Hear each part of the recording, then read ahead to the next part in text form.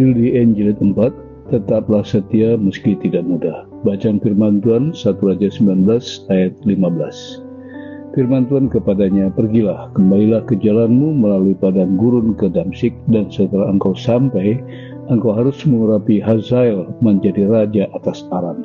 Ketakutan dan keputusasaan Elia sebagai manusia biasa masih berlanjut meski Tuhan menguatkannya berkali-kali. Meskipun demikian, hal itu tidak menyurutkan kasih-Nya. Kali ini Tuhan mempercayakan beberapa tugas yang harus diselesaikan oleh Elia. Dalam perjumpaan ini Tuhan memerintahkannya agar kembali melanjutkan tugas dan tanggung jawab yang belum tuntas dilaksanakan. Oleh karena itu, kali ini Tuhan memerintahkan Elia untuk melintasi jalur yang lain, yaitu melintasi padang gurun ke Damsyik. Yang menarik dari perintah Tuhan ini adalah di mana Elia diperintahkan untuk melewati padang gurun.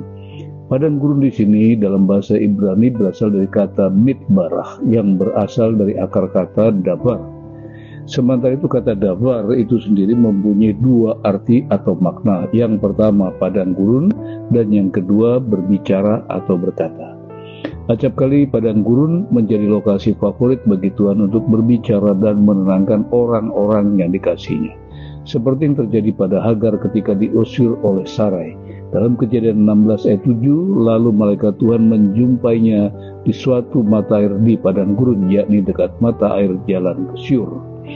Di padang gurun Tuhan memelihara dan memberi mana bagi orang Israel selama 40 tahun.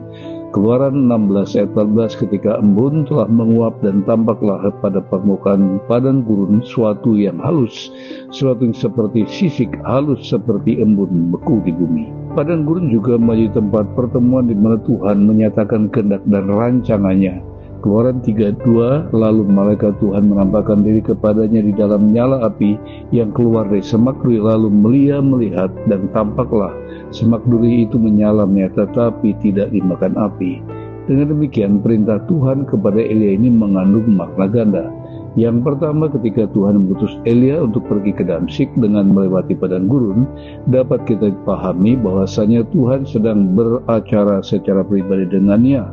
Di sini Tuhan sedang ingin berbicara dan menenangkan hati Elia. Hosea pasal 2 ayat 14 mengatakan, sebab itu sesungguhnya akan membujuk dia dan membawa dia ke padang gurun dan berbicara menenangkan hatinya. Ketika kita berbicara tentang padang belantara, sudah pasti kita akan membayangkan suatu wilayah yang kering, gersang, dan mematikan.